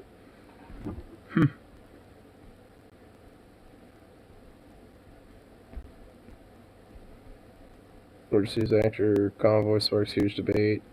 Overreach or overdue. Troll schools on Fox News. On trucker convoy. Oh my goodness. I actually kind of want to see that. Like not that popular in Canada, Judge, is this trucker, this freedom convoy. One of the most entertaining and somewhat frustrating aspects of this convoy story is seeing American media get it wrong. Again and again and again, regardless of the outlet, they are missing key points. They are misconstruing the actual reality of what is happening on the ground from all different I'm not exactly especially, surprised. of course, on Fox News. But to my surprise, Geraldo Rivera, during a panel on The Five, absolutely schooled the other Fox hosts on this panel on the actual opposition to this convoy that is largely going unreported. Trudeau, in order to, I understand that in order to use this National Public Emergency Act, Parliament has to put his imprimatur on it. So, no, within 2 weeks, Parliament has to vote on it. My understanding is it's not that popular in Canada. How is he going to bring this to an end? You know what is not that popular in Canada, Judge, is this trucker, this freedom convoy. What about the freedom of the homeowners to live in peace? What about the freedom of the shopkeepers to do business? What about the freedom of the auto workers to get parts so they can put their cars? Did you say this when they were burning down the federal courthouse in Seattle for 2 months? I did more than that. I condemned it. I condemn anybody who Oh my god, dude. They're like, these fucking right-wing hosts are literally imploding on each other over this. Are we serious? I mean, honestly, Geraldo is actually right. I mean, yeah, what happened to the freedom of these, people that live there who, live in their homes and, do business and commerce there? I mean, seriously. He actually has a point. What violence and they are were they so empowered that they can take away your rights to establish their rights. What rights are they taking away? They're taking away the right of the homeowner to sleep in peace, the right of the shopkeeper to do business, Where are you the right seeing of the this? auto workers Where to get parts. Where are you seeing these to rights do their, being taken away? They're not parked in front of people's houses. They are They're not parked in front of people's houses, honking in the middle of the night. They're actually being welcomed. You are. It is conservative media. You have one person you're talking to in Canada. It is conservative media that has gone from support to incitement. These people are violating the rights of others in Canada. Are you saying we're inciting it? The polls that I see, the hub. Oh wow, it cut off right before he had his little smug look on his face. I saw that. Hold on, I want to see that. I want to see if I can pause it on it. The rights of others in Canada. Are you saying we're inciting it? The polls. Oh my god. Oh, there it is, there it is. There it is. There's that smug fucking look he's about to get into. You can see that smug little smirk. You fuck, you think you got him. It's like, yeah, where are you seeing us, huh? Oh, yeah. Are you saying we're inciting all this? These polls all show between 65 and 69% Smirky little fucking Canadians rat. oppose these truckers because this has gone on long enough. Oh my goodness, Geraldo Rivera getting this right. I mean, honestly, yeah. You know what? Base Geraldo for once. I mean, he actually is. I mean, he has a point. It's like, yeah, whatever happened to, like, you know, the homeowners and the, you know, small business owners and the people that, you know, do basic commerce in Ottawa and shit. Like, they can't fucking, you know, do that in peace and have their, you know, liberty to do that shit because a bunch of fucking whiners, you know, want to try, you know, like, invoke their fucking rights or whatever the fuck. And basically, you know, withhold others, you know, to have theirs. Which overall are far more significant than, you know, their fucking, you know, cry-ass and, you know, whininess bullshit. And I love that smug bitch at the beginning, just like, oh, so, you know, where were you when, you know, the federal courthouse in Seattle was being torn down by BLM and Antifa, blah, blah, blah, blah, blah. It's like, shut up, bitch. It's like, you know, that motherfucker's saying the same thing, too, for them. I mean, I guess I'll give him that, like, he's at least somewhat consistent with this. But it's just like, I mean, I love how they're trying to be like, oh, so you're saying that they, you know, are doing all this, you know, crazy violent stuff, but were you there when Antifa and BLM were doing literal violence and destruction and anarchy and rioting and burning everything down to the ground? Yeah. Look at me, break, bitch. Part of the reason he's on this network is to try and create these kinds of discussions, to have at least some sort of argument when they're on a show, a panel show like this. So whether or not he actually cares about this issue, ultimately, I don't know, and I don't really care. What I do care about is that what he is putting out there is, in fact, true. And this has gone largely unreported, that the vast majority of Canadians are against this convoy. And this is also, to be clear, not a convoy about truckers. This trucker angle has been used as a ruse to try and fool people to funnel their money into a far right-wing movement. And for a lot of people, for a good while, it worked. But now people, I think, are beginning to wake up a little more to what this is all about. When they're calling to remove the Prime Minister, like, I don't like Trudeau either, but you don't form a convoy and take out the Prime... Like, that does not... Oh my god, I just had to take a second to, like, process that. It's like, wait, they're going so far to literally try to be like, take out Prime Minister of Canada, Trudeau, that liberal bitch. It's like, oh my god, what the fuck? I mean, Jesus, it's one thing to just, like, cry about the mandates or whatever, but now you're going so far to try to do, like, a coup? Like, are we serious? Oh my god. Send in, like, the fucking moose riding RCMP and just fucking, you know, arrest them all. Come on. Like, what the fuck? Are we serious? So, people are now beginning to realize this is not really about health measures. When 90% of truckers are vaccinated, the vast majority of Canadians support the vaccine mandates, which, by the way, are only being used in certain cases. So hospital workers, schools, people crossing the border, not, you know, any general vaccine mandate to make everyone vaccinated. But regardless of all that, Canadians support health measures. And I'll get to some more polling on that in a second. Different polls than the one Geraldo even mentioned there. But first, to put a pin on the trucker, so-called trucker aspect of this, this serves reminded me of this on Twitter, and I'm kicking myself for not mentioning this sooner because this is true, and it really helps to expose that this convoy is not about working-class truckers. You know what's pretty telling, but not a lot of people know about it? None of the 4 key organizers of the trucker rally are truckers. Really? This should tell you that this is not about working-class truckers. Of course not. I mean, if they were talking about, like, you know, better working conditions, more expansions into federal and I guess for Canada's sake, province-wide training programs and for trucking and shit and better wages and shit, it'd be one thing, but it's not. And even if they weren't necessarily truckers, if they were just staying in solidarity and putting a rally, for them, to be like, hey, we want to fight for these type of things, for you and shit. And if they're like, yeah, you're kind of right, and have a little bit of, kind of like a little convoy strike or whatever, in different little towns or whatever, gathering different truckers along the way or some shit, and I mean, that, in my mind's actually not a bad idea and actually a good one, but, I mean, this fucking, weird far-right, to the point where they're kind of doing, a baby diet Canadian coup, it's yeah, that is not even close to it, Chief.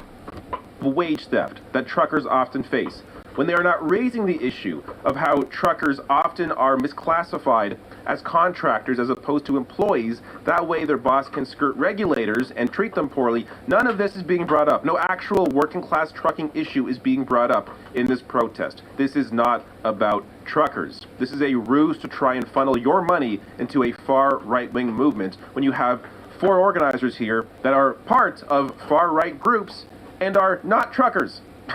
So hopefully this information begins to, get out there a little more. I kick myself for not mentioning this earlier, but it's an important point that this is not about the actual truckers. I mean, it really ain't. Especially when, the heads of these fucking ralliers are not even, truckers themselves. And are just doing this for their own, weird far-right intentions and shit. So, it's just even more a reason for them to go fuck themselves. I mean, I think luckily at this point more and more people are starting to realize that is bullshit, though. So, yay. And hopefully they just start, impounding, the trucks and shit and start, just arresting people that, stick around, especially when they start getting aggressive and aggro.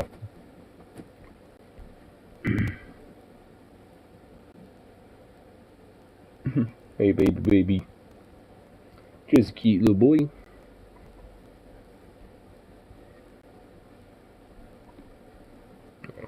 Let's see what else is going on. Crap, Democrat deploys army of Twitter bots. Huh. Wow, not surprised. So, corrupt conservative Democrat Henry Cuellar is facing a tough primary challenge against progressive Jessica Cisneros. Now, if you live in Texas, early voting just kicked off on Monday, so make sure that you support her. She came this close to beating Henry Cuellar back in 2020, but this time, with him being raided by the FBI and with her seeing a surge of momentum and support, odds are she can actually pull this off. And she's someone who actually cares about policies, whereas Henry Cuellar is a conservative Democrat who voted with Trump most of the time, and he also doesn't even support abortion rights. So I don't even know why he is in the Democratic Party. One of these Kurt Schrader, Joe Manchin, Dixie Dem, Blue Dog Democrat style fucks that are just there in Democrat name only. That's why. This is really the opportunity to oust him from power. But what's interesting is that all of a sudden, as of February, there's been a suspicious amount of new supporters who are very enthusiastic about this member of Congress who's been there since 2005. And what Ryan Grimm and Sarah Sirota of The Intercept found out is that it looks like he has deployed an army of bots. So they explain, just this month, for instance, a young woman named Elia Isabella opened a Twitter account and began sharing her appreciation for Cuellar. A pride, all my support, and I hope he stays in the Congress, she said Monday, apparently so eager to post that she didn't have time to consider her unusual grammar. Her dedication to Cuellar is so complete that her entire online activity consists of retweeting Cuellar and replying positively to his posts. We'll look at this in a second. Oh my God. Isabella quickly found a community of Cuellar supporters. She follows 64 people and has 6 followers, and nearly all of them share her breathless enthusiasm. Take Selena Stefani, who has exclusively posted messages praising the representative since opening an account in January. Thanks for always caring, reads one. Hopefully achieve great things for Texas, says another. Like the bulk of Cuellar's newfound supporters, Stefani's last name is capitalized, but the last is lowercase. post. Interesting. A number of Cuellar's groupies inundated a tweet from Webb County Democratic Party announcing that early primary voting had begun Monday. El futuro de Texas está en manos de Henry, replied Gabrielle Clark with 2 clapping emojis. With Henry until the end, wrote Jackie Murphy, with a strong arm. The support with Henry is honest. He is a hardworking and prepared man, said Lulu Carey. Henry all these comments are literally just panderist, virtuous, like nothing that doesn't say anything that he's ever done. Example, my vote is for he, added John MacLeod. All happened to join Twitter last month and exclusively engage with content about Cuellar or Cisneros. Now, I just want to pause right there. The dead giveaway is the fact that none of these accounts capitalized their last names, and the grammar is all terrible. It's almost like these aren't real human beings. Now, let's look at some of these accounts. They're so conspicuous, so obvious that you'd think that he'd at least be somewhat embarrassed, but I mean, these politicians are shameless. So let's look at that first account, Elia Isabella. So, as you can see, didn't capitalize their last name, just started their account in February, as the article explains, and literally every single post is, you guessed it, about Henry Cuellar. And the very first post is a retweet of Henry Cuellar.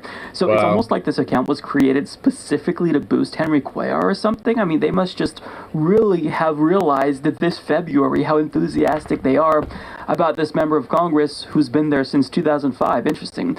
We also have Selena Stephanie. Doesn't even have a back banner. Doesn't even have a banner backdrop. Following about the same amount of people as Elia Isabella, and conspicuously only replying to Henry Cuellar's post. Pretty much the same post. Reply being posted in February saying all trust.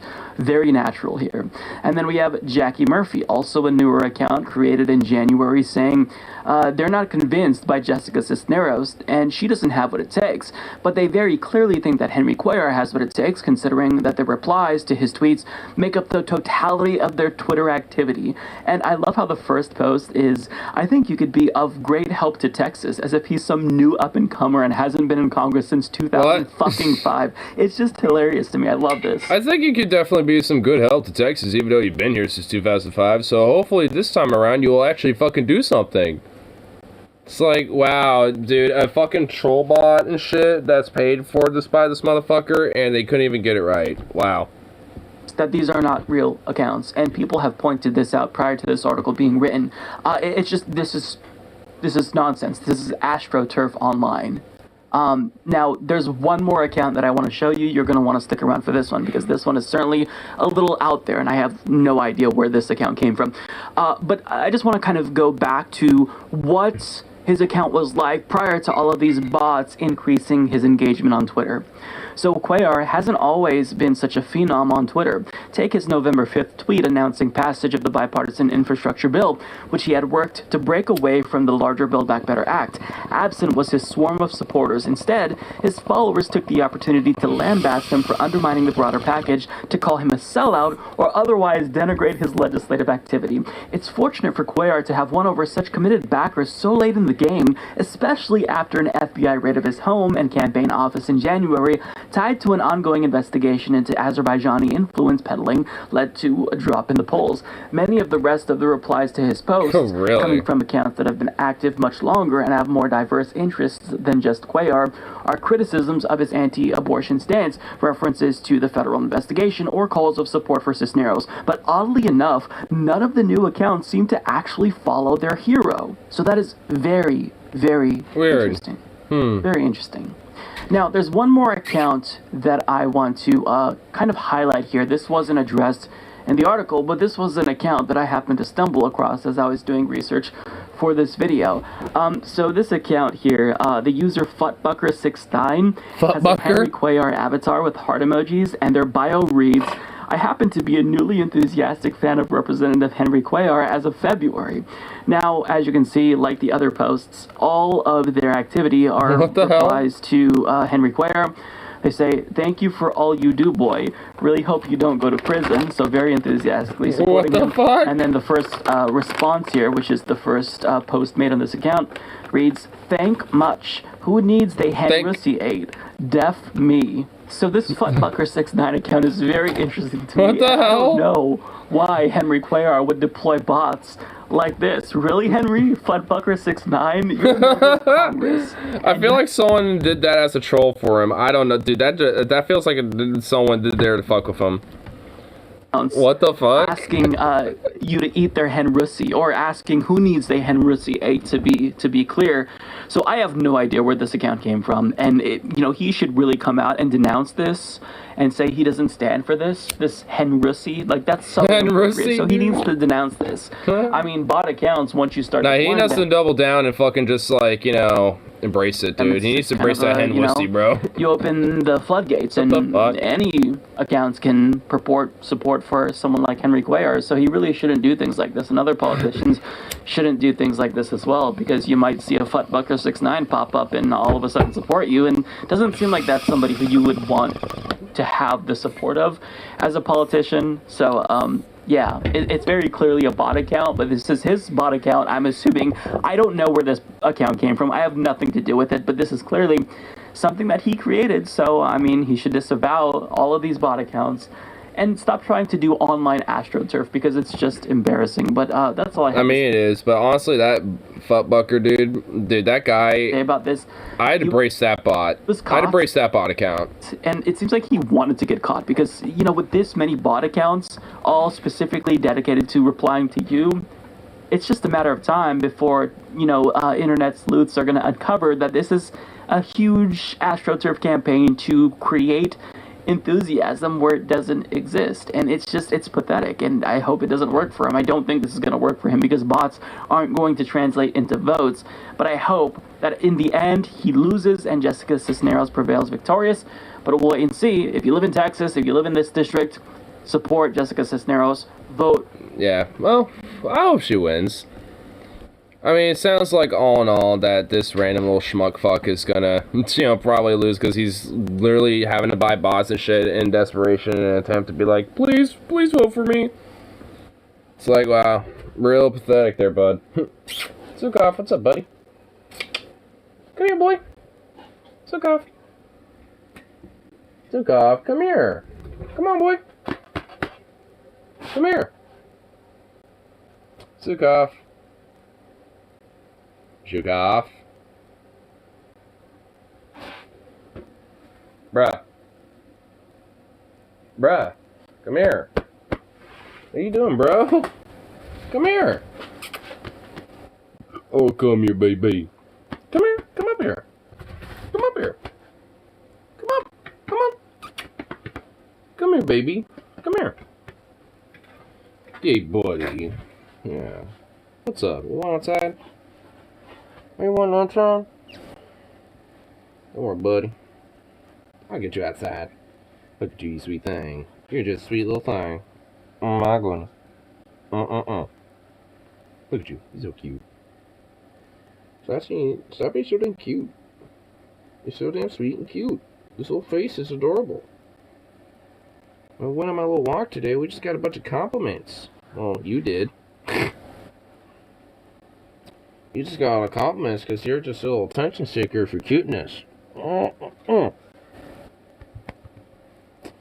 Just a sweet boy. Look at you. Just a sweet little boy.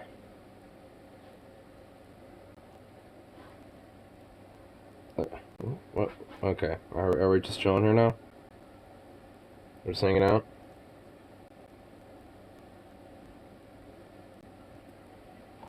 Alright. Let's look at you distracted.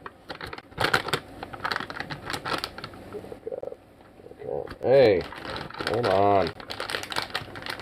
You can just hold on one damn moment. Those eyeballs beating out. Up, up, up, up. Oh, wait. Oh, what the fuck? Where'd it go? What did you even do? What did you do with it? Yeah, what the hell? Where did it go? Oh, I see it. Here it is. Silly ass little thing. There you go. Good boy. Good catch. Teach him what kind of catch of his mouth, and he's doing pretty good with it. You're doing good. Yeah, I'll give you one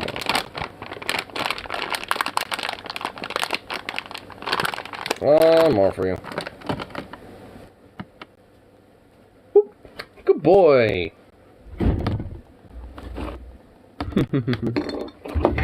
Oh, that sweet little thing. Oh, you sweet little thing. My goodness. This is a good boy.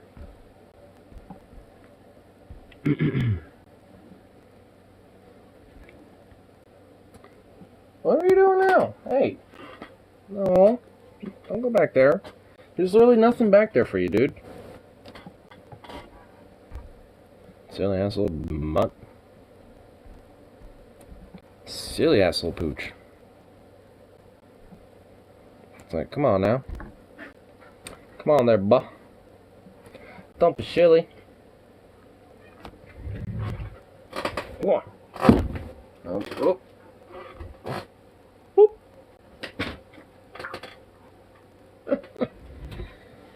God, what a goof.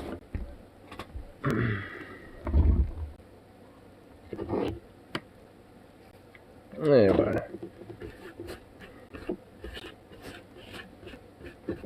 We can get this last little bowl loaded up for the evening.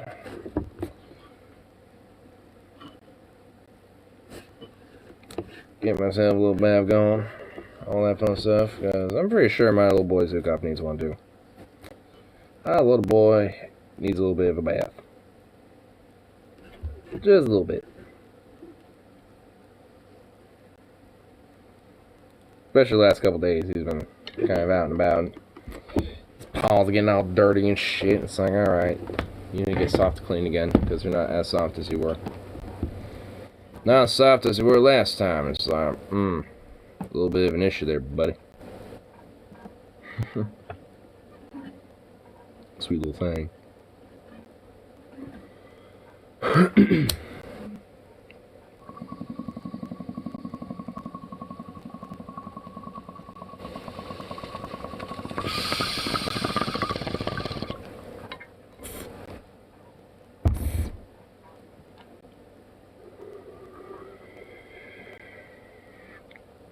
Anyway, I'll call it good for the rest of the evening, so peace out.